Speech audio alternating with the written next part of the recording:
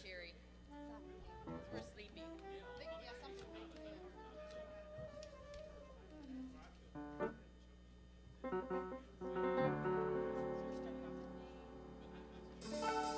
Oh, it's not food.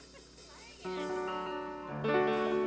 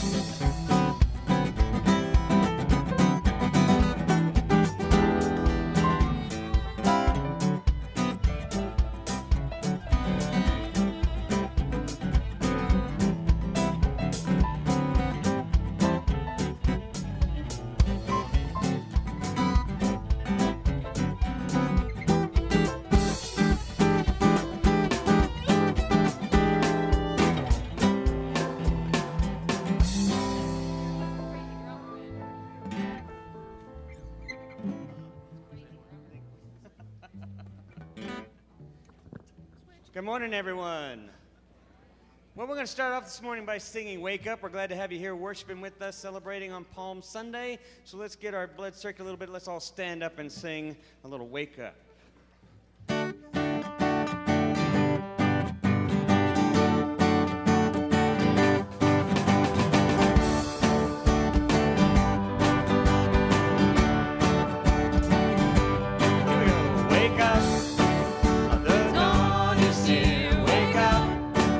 Off all your fears, whatever haunts your dream, we'll leave beside the stream. Wake up, wake up, wake up, wake up, wake up, the dawn is here. The past is a memory, the next thing is a mystery. From different roads we came, yet somehow it's all the same. Wake up, wake up, wake up, wake up, wake up. The dawn is here. This life is a storybook right now. If we only look, we'll see the pages turning. We'll feel our spirits burning. Wake up, wake up, wake up, wake up, wake up. The dawn is here. I think we'll have a little flute.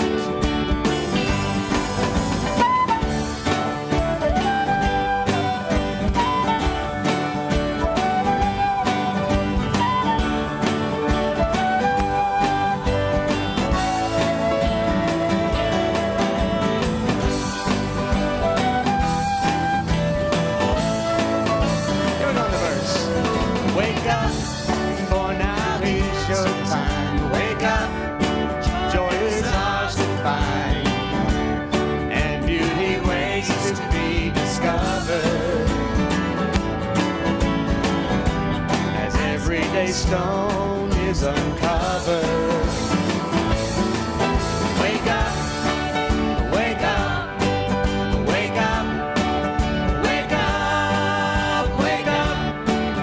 The dawn is here. We're just going to do my guitar. I want to see if you guys are awake yet. Just your voices. Wake up, wake up, wake up, wake up, wake up. The dawn is here. I also wanted to see if I could hear my guitar. Make sure I can hear it. Wake up, wake up, wake up, wake up, wake up. The dawn is here. Everybody in, let's come on, finish it up. Wake up, wake up, wake up, wake up, wake up. The dawn is here.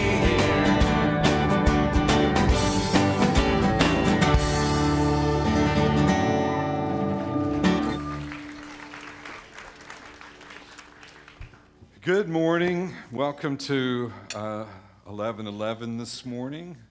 In just a few minutes, we're gonna be taking off our shoes, doing a foot washing experience together, doing some dancing. What?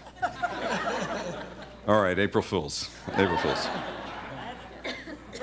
I want you to know the band all assembled in the parking lot today and waited till like 8:30 to show up, so that Tom would go, "There's no one here, there's no one here." This is an April Fool's. It was fun for you, wasn't it? Let's pray. Holy One, surprise is around the bend for all of us almost every day. Little things that we didn't expect that invite us to recognize the foolishness sometimes of our planning and the foolishness of our sense that we are the ones in control of everything. And maybe April Fool's is a little reminder. And today, as we celebrate Palm Sunday, we recognize also all the surprises of our spiritual lives. And the journey continues. So this morning, we open our hearts once more to discover and be surprised. Amen. I invite you to turn and greet the people around you and see if you can surprise them.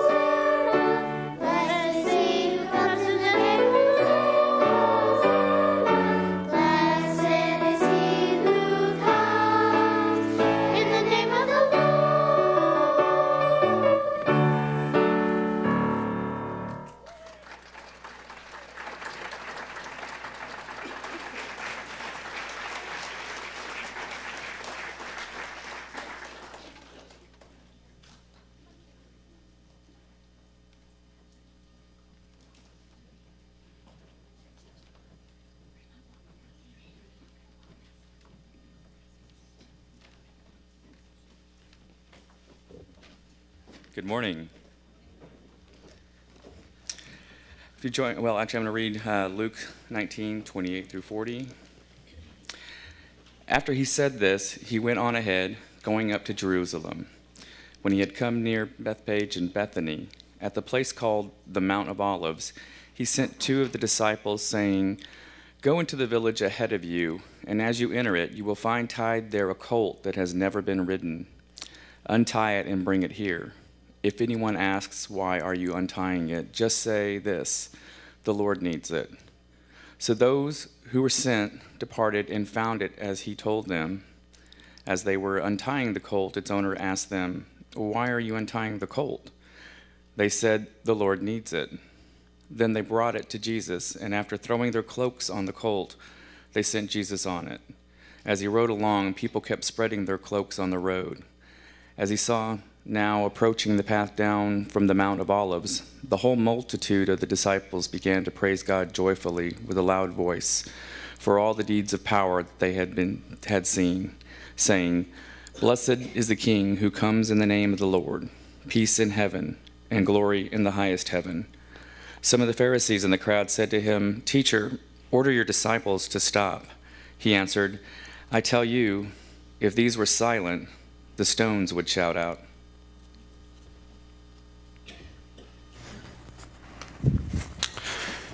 This passage that Adrian just read for us is one that we hear almost every year, because this is a kind of regular tradition. The Sunday before Easter, the Passover. No, it's not.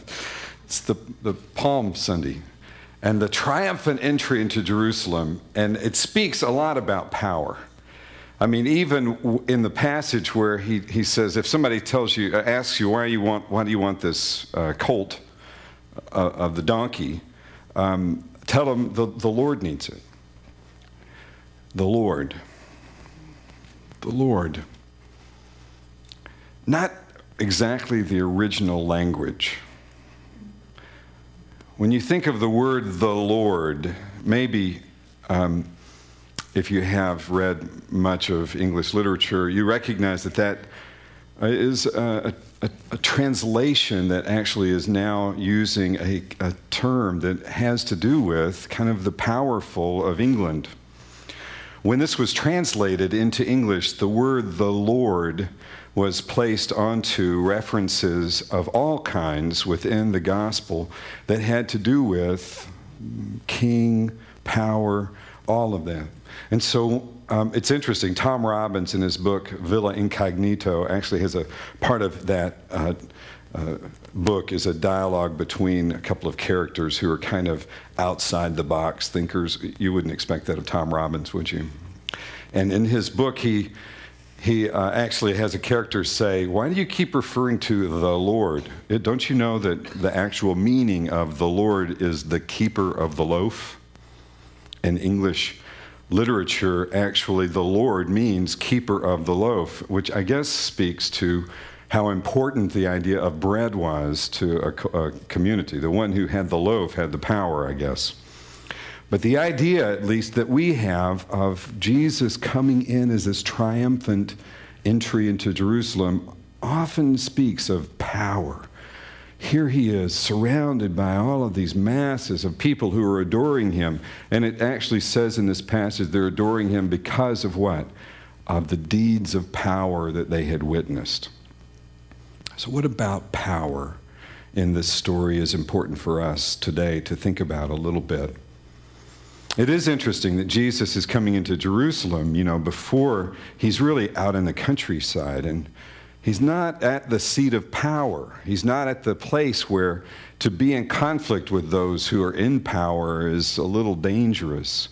He's out in the countryside, and he can say a lot out in the countryside. He can critique a lot. He can offer new perspectives a lot out in the countryside. He's a little bit further out from the masses, and so he's not as much of a threat to other powerful people when he's out there in the countryside. But as he's coming into Jerusalem, he is going to face, of course, every bit of the power systems of his culture. And you kind of wonder if he didn't have a few thoughts. I would imagine, as he's imagining going to Jerusalem, there might have probably been a disciple who said, "Let's not make a big deal when we get to town. just kind of, lay low, play it soft. Maybe we'll sneak in at night. Some way to protect against the way that it was going to be, so vulnerable. But that's not what the story says. Jesus chooses to allow his entry into Jerusalem to be incredibly public and quite vulnerable.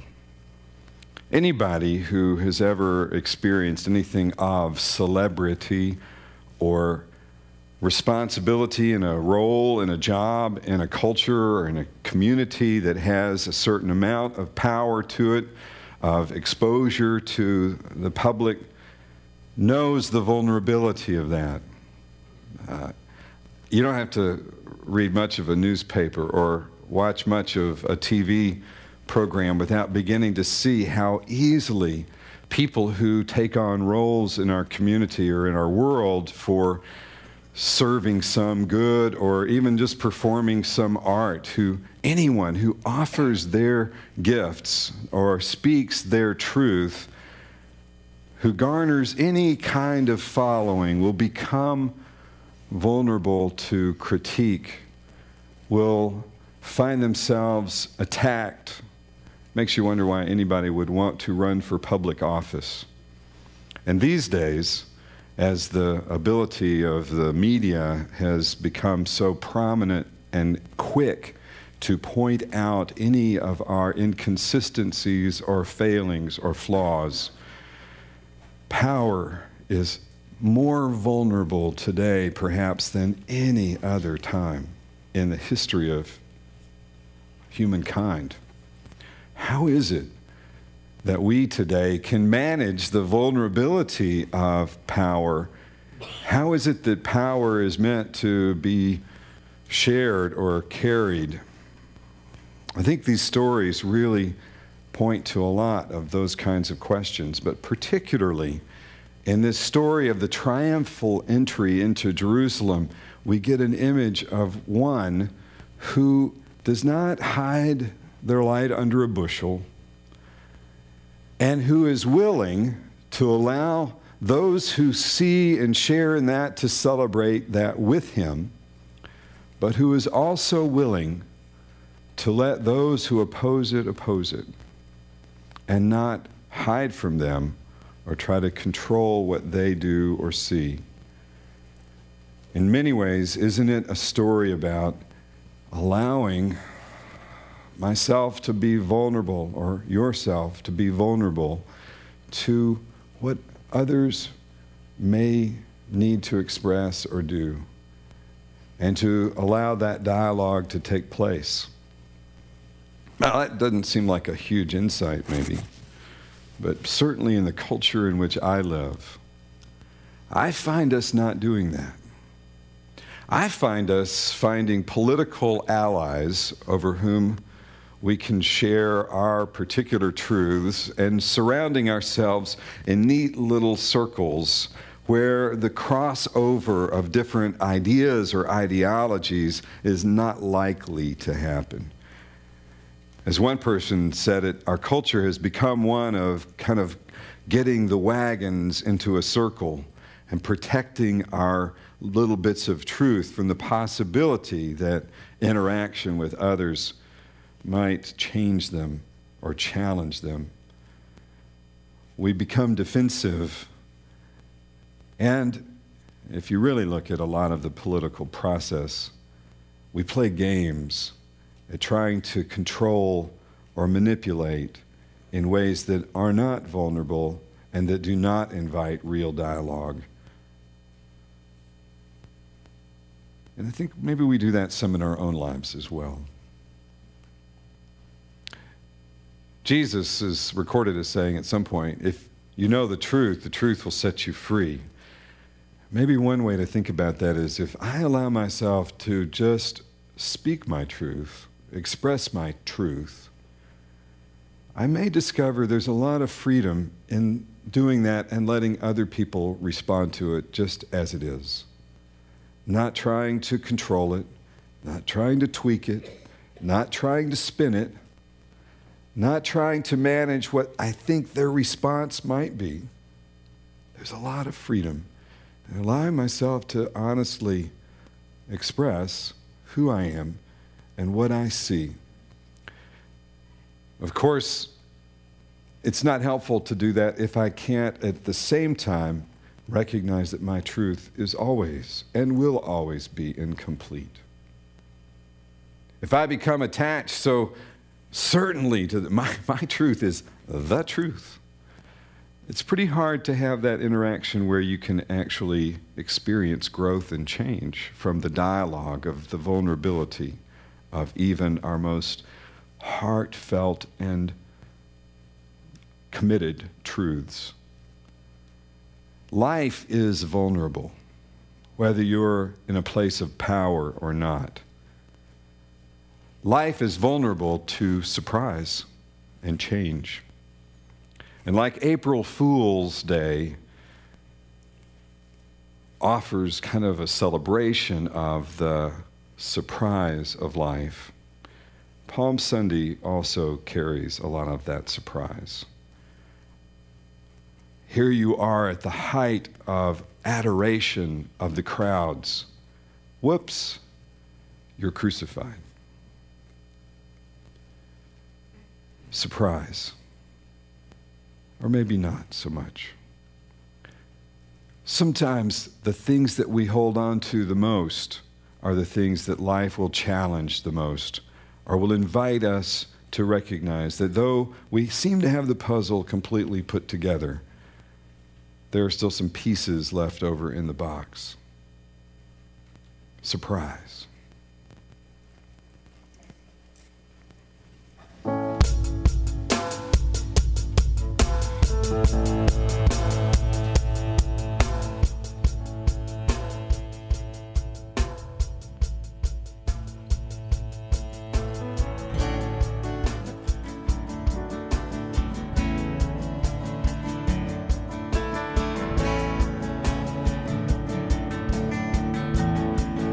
We're going to sing this song. I invite you to join along as well.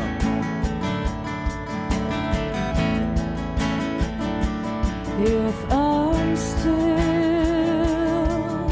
the stones will cry. If I'm still, the trees will clap their hands. If I'm still,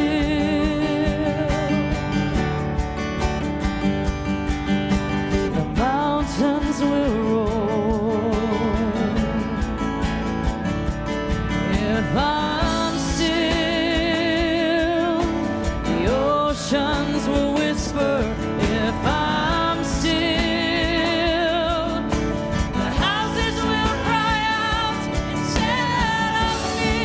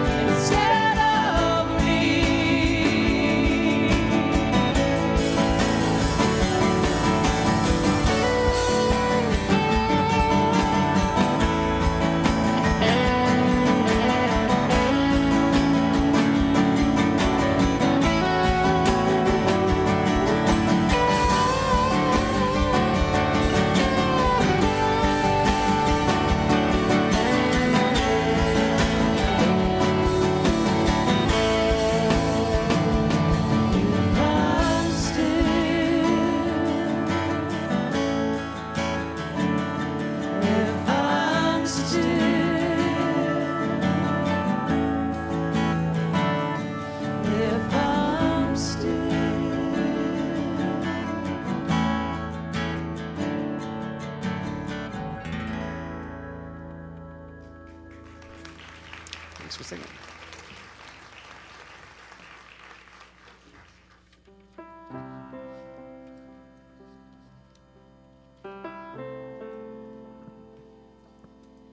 Second reading comes from John 13:1-9. Now before the festival of the Passover, Jesus knew that his hour had come to depart from this world and to go to the Father. Having loved his own who were in the world, he loved them to the end. The devil had already put it into the heart of Judas, son of Simon Iscariot, to betray him. And during dinner, during the supper, Jesus, knowing that the Father had given all things into his hands, and that he had come from God and was going to God, got up from the table, took off his outer robe, and tied a towel around himself. Then he poured water into a basin and began to wash the disciples' feet and to wipe them with the towel that was tied around him. He came to Simon Peter, who said to him, "Lord, are you going to wash my feet?" Jesus answered, "You do not know now what I am doing, but later you will understand." Peter said to him, "You will never wash my feet." Jesus answered, "Unless I wash you, you have no share with me." Simon Peter said to him, "Lord, not my feet only, but also my hands and my head."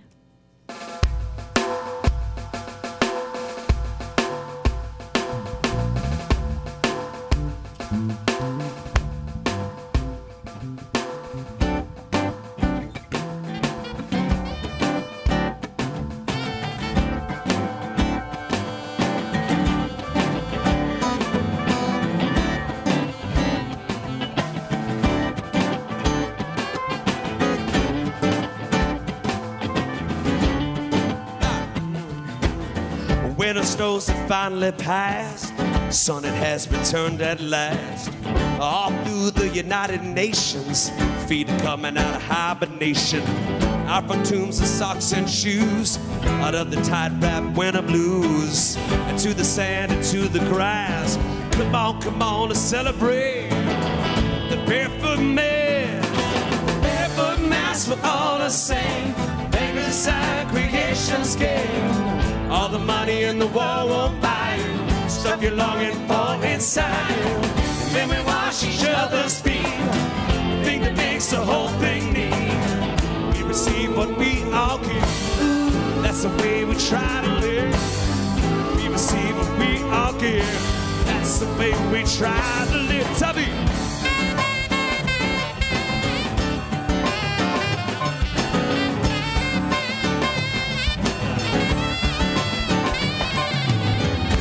All the smiling faces, time to loosen up our laces. Listen to the calls of seasons, loosen up your hold on reason. Shed your Rockports, your Nikes too, your All-Stars, your high heel shoes. Can't take them when you pass, or wear them at the Barefoot Man. Barefoot Man's are all the same, beggars at creation's game. All the money in the world won't buy you stuff you're longing for inside you.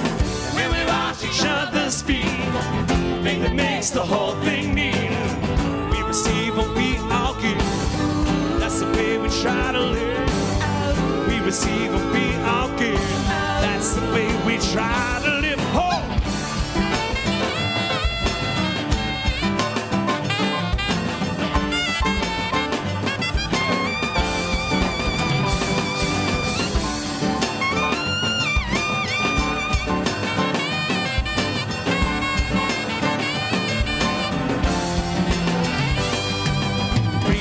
And the poets, a mother and a child, sinners and sailors, wise and the wild. No rules to define us, no labels to confine us, just love to refine us. At the Barefoot Man's, preachers and the poets, a mother and a child, sinners and sailors, wise and wild. No roads to define us, no labels to combine us, just love to remind us. At the Barefoot Mass, all the same, beggars side creation scale. All the money in the world won't buy you stuff you're longing for inside you. When we wash each other's feet, thing that makes the whole thing neat. We receive what we all give. That's a try we try to live. We receive what we all give. That's the way we try to live now. Try to live. The Barefoot Mass. Barefoot Mass. Barefoot Mass.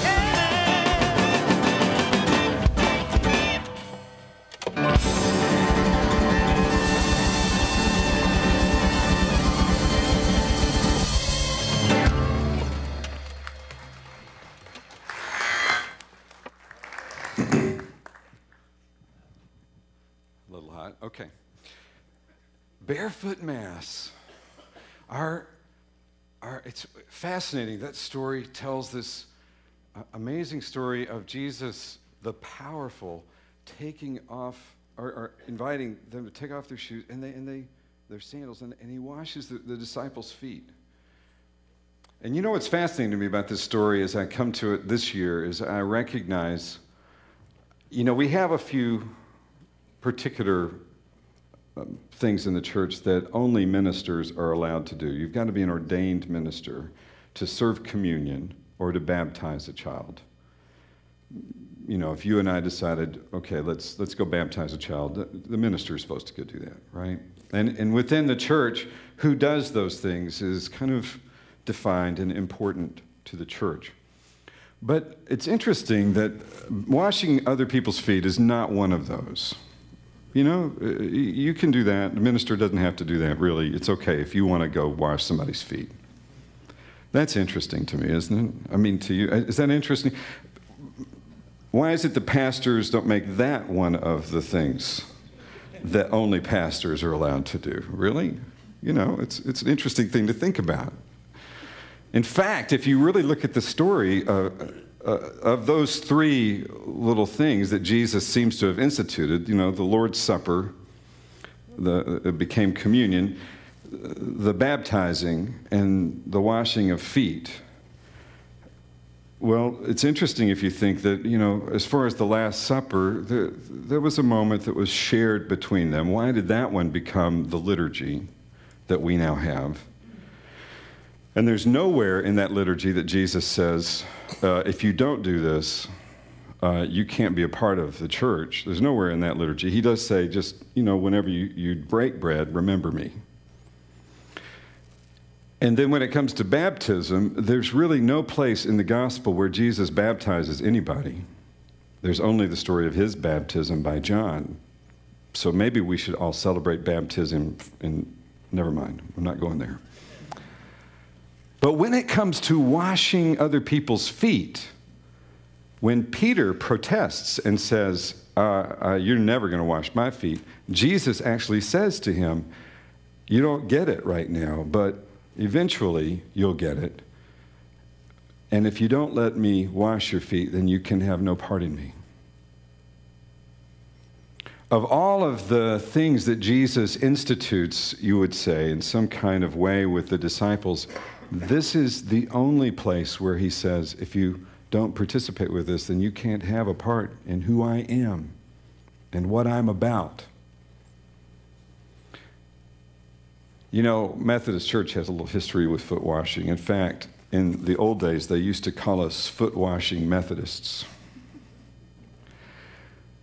And that's an interesting thing, too, because it seems to have kind of fallen off of the plate of Methodist ritual and celebration that foot washing isn't kind of a regular part of our experience. And maybe it should be. In the past, on Maundy Thursdays, we've gathered in this room, had a labyrinth where people could walk and meditate, and then we've had for a number of years, an opportunity for people to come and experience and share in a foot washing thing, and partly due to the fact that I've been on sabbatical and we haven't organized that. We're not doing it this year. But I want to consider the possibility today that when we talk about power and we talk about vulnerability, this is the symbol of Jesus, washing the feet of his disciples. The disciples whom he, at another point in the gospel, says, I no longer call you that, but friends. You're no longer servants, but friends. Power, in the perspective of Jesus, was not about power over and control over, or about gaining some sense of privilege. It was about simply the capacity to care and help and make a difference. You have power in the same way to care and do and make a difference. But the way our culture and the way a lot of power and hierarchical systems tend to want to perceive that power is to isolate those special people who have the power and to have everyone else be those that do not have the power. And sure, there's roles for people to play, mayors, council members, people with particular gifts and skills. We need those people, and we need to celebrate those people, and we need to quit picking them apart so much. They're human beings. But at the same time, we also need to reimagine these hierarchical systems that we have inherited into systems that actually empower people, and not only a few, but all people. I don't see anywhere, and I'm not the only one, a lot of biblical scholars have suggested, particularly Walter Wink, that there is nowhere in the gospel where Jesus suggests that there should be a special class of people who are defined as ministers and those who are not. Over and over in the gospel, if anything, Jesus continues to give the ministry away and continue to say, you're a minister. You have power. You're a child of God. Reimagine your identity from a perspective that says, I am a person gifted by God to make a difference and to have some way in which I am supposed to and have the capacity to care and give and heal and share. And that, at the same time, doesn't mean that I'm somehow better than anybody else. What we've called the barefoot mass, which is a little just kind of way to talk about this whole idea of liturgizing the washing of the disciples' feet and the practice in which we are invited to, just like Peter was, is this idea that perhaps power in that arena, in this liturgy that Jesus initiates, is about an incredible amount of equality. Preachers and the poets, the powerful and the weak, all the same when it comes to washing each other's feet. Jesus says it over and over again in the gospel, if you would be the greatest, you must be the servant of all. The last shall be first, and the first shall be last. He seems to have a need to continue to remind his disciples and those who would follow him that the gospel is not about becoming somehow the privileged few, but it's about recognizing what power really is. What power really is I got some gifts given to me, and I'm invited to share them. But there's an insecurity within us often that's vulnerable to another image of power that we believe might somehow relieve us of those insecurities. Power that somehow would finally say to our souls, you're okay, you're special. There's something so special about you. There's something so good about you that you don't need to be afraid anymore. You don't need to fear anymore. We seek power sometimes to try to relieve that kind of insecurity in us, and Jesus doesn't need that. And he doesn't want his disciples to need that. What he wants those who follow him to recognize is that nothing, no amount of power, no amount of crowds laying palm branches in front of you and adoring you for things that you've been able to do will ever heal the insecurity in your heart. That path won't lead you there because it only feeds the part of you that is insecure. What can heal that part of you? What can heal the insecurity in your own life is a different experience. One that really is about a change of identity, a change in the image of who you see yourself as. You are a child of God. You're a child of God. And children of God make mistakes, and they have to learn lots of things, and they have images sometimes that have to be challenged, and they have to learn and grow and change. But at the heart of it all, you're a child of God. You're loved. You're loved in a way that goes far beyond anything that you can imagine. And just like Jesus, if you could tune in right now to the voices in the ether around us, you would hear a voice saying, "You are my beloved child with whom I am well pleased." I want to invite you to invite that for a moment. And perhaps, since we're not doing a literal foot washing today, we might allow the image of that to soak in, or to soak in that image. So I invite you to close your eyes for a moment. Take a deep breath. Tune into what's in your own body right now in terms of the tension or the way in which your breathing may have gotten a little shallow as we've come together.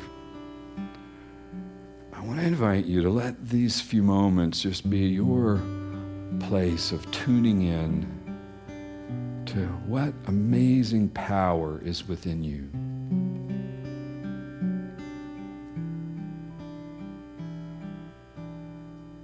What gifts you have. We take them for granted. Take another deep breath. This time I want to invite you to imagine or bring into your thoughts some person of great importance, someone you admire. Could be anyone from the present or the past.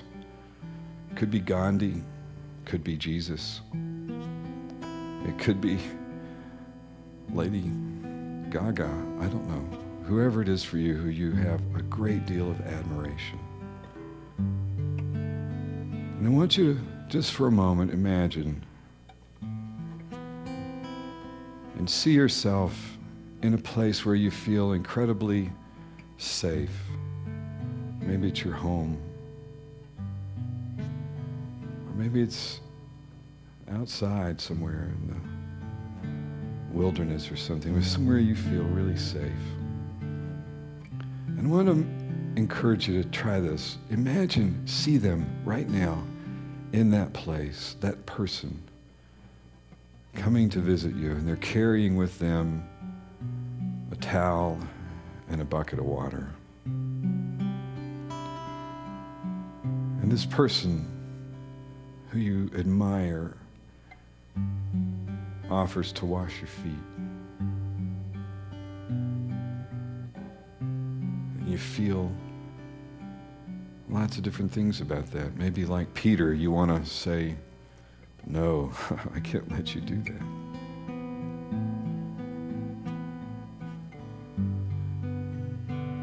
But instead you take your shoes off. Feel those tight shoes coming off your feet and the socks. Feel your feet slipping into the water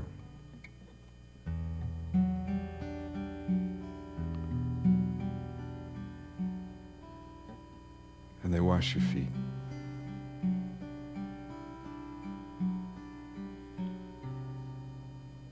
It's humbling to receive like this. And at the same time, it's very vulnerable, very intimate.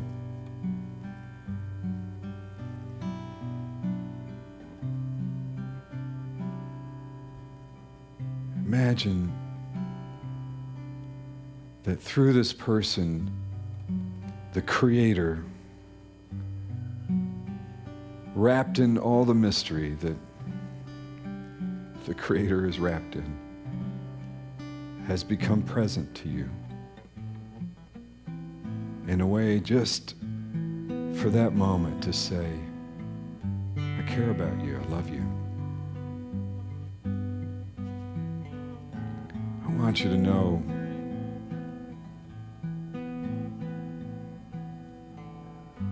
that I care about you, and if you'll just let me love you, you don't need to be afraid.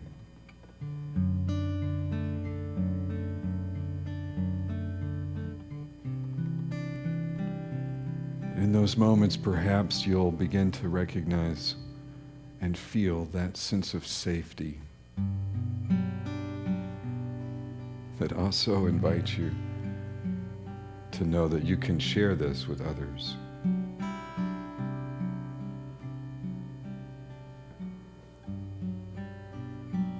This is true power, the vulnerability of love. It is the power that changes the world. It's the hope of the world. It's the hope of Easter. That no matter what we face, no matter what losses, no matter what misunderstandings, it is through this caring and sharing, this love, that things can change.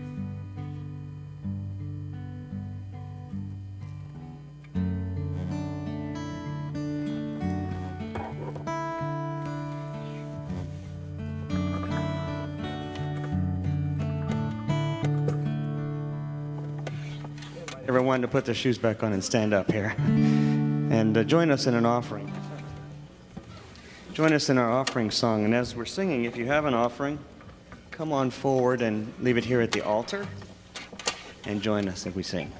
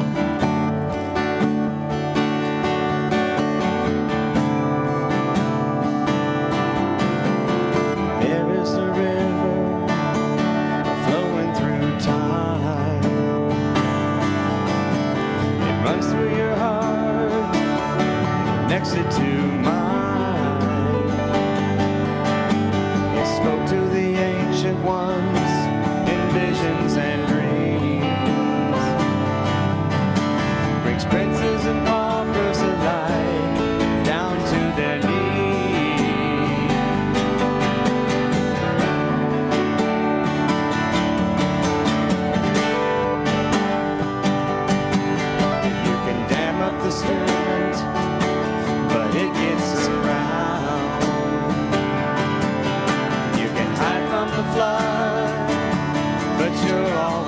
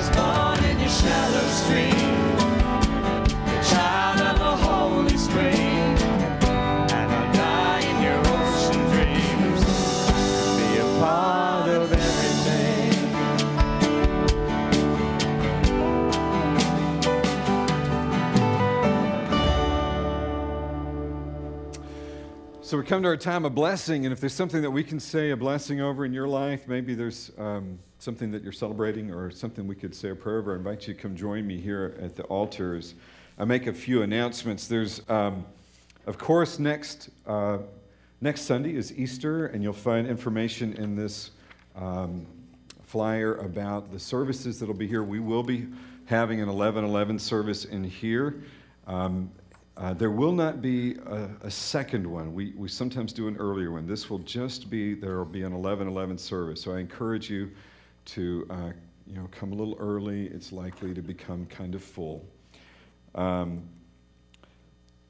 So also during the week, you'll see there are a number of special events. Maundy Thursday service on April 5th.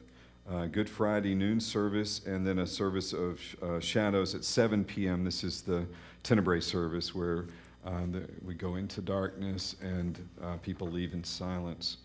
So if you're looking for something to enhance your experience this year of the Easter celebration and the experience of Holy Week, I invite you to check those things out. Also, Cindy has an announcement that she wants to make about an event coming up. Just a quick invitation. We've got a singles retreat coming up on April the 14th. There's flyers out at the Welcome Center, and I've got some here handy, and I'll be collecting money today. It's $25. The church is going to pick up $10 toward everybody that goes, so you don't have to pay the full $35. And I'll be collecting money next Sunday too, but we got to plan food, so plan to come. Charles is going to be our keynote speaker, and I think he's going to do a wonderful job. We're real excited about that. Not that y'all know anything about Charles, but he's going to be with us. Plus, we've got some other stuff. We've got 15 other speakers coming to talk on everything, but from building rain barrels to going to the Holy Land to just all kinds of neat stuff going on. So plan to join us on April the 14th here at the church. It'll be in the Justin building. And come see me after the service today if you're interested. I'll give you a flyer. So thanks, Charles. All right. Going to the Holy Land, is that somewhere in West Texas? It is. Okay, just trying to check. Area. Okay, I just want to make sure. I wanted to say I am going to be speaking at that. My topic that I'm doing is how to learn to love your life, and then I think there's another talk I'm doing on how to learn to love your job and how to learn to love another person. So there's kind of three little talks I'm going to do on that. Okay, any birthdays, celebrations? Anybody want to celebrate? My birthday is Saturday, so say happy birthday. Happy birthday. Okay, good. We won't cover that next on Easter. And your birthday was yesterday. Welcome, fellow Aries. Anybody else? Oh, we got birthdays over here. Who's this? 30 years. Oh my gosh. Congratulations. Susan and Beverly. Susan and Beverly. Others? We had a birthday back here? Oh, we're pointing, but we're not going to say anything. Okay. Oh, there's a birthday over there. Mike has a birthday Thursday. Gosh, we should sing happy birthday. I'll sing happy birthday. No, we'll do it later.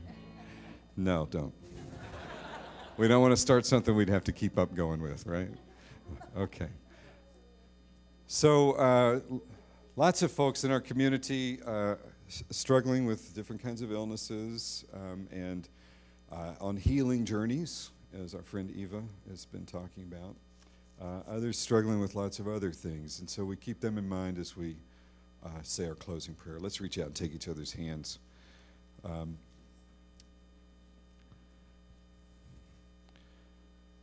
Holy One, for all of us in our community and beyond who are struggling right now to try to find that sense of wholeness and wellness, we hold them in our hearts and send from this circle that love and hope. For all of us, may we walk from this place with a greater sense of how empowered we are as children of God, as children of the light, as those who know we are loved, to be the embodiments of that love. Somehow, through our own washing of other people's feet, we may discover that.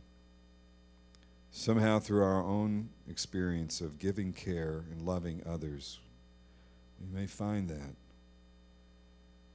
and certainly discover how it's through that love and vulnerability to each other that we find the path of true power. Amen.